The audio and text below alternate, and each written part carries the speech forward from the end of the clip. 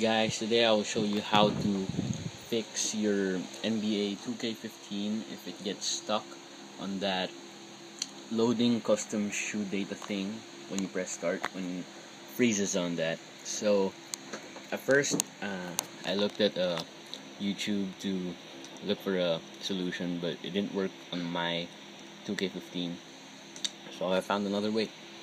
The first solution that didn't work for me was when you just wait for the demo mode to come on and just press start afterwards, and it's gonna work, but it did not work for me.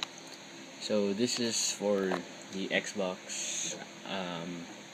You can probably do it with a PS3 too, but in another way. So I'm gonna show it to you.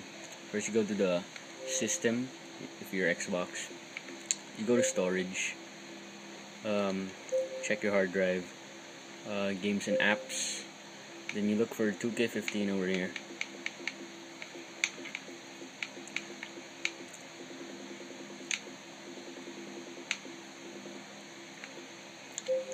Press on it. I don't have it anymore, but it was here a while ago. I already deleted it.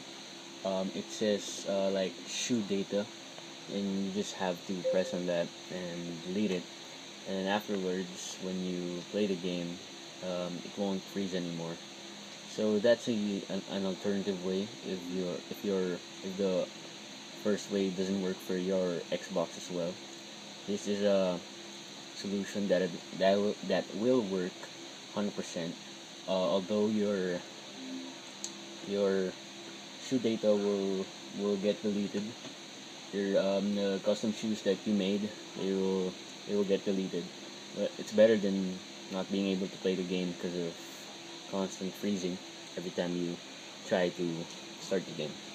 So that, guys, is my alternative way to fix the loading custom shoe data problem for your NBA 2K15 Xbox 360. Thanks for watching.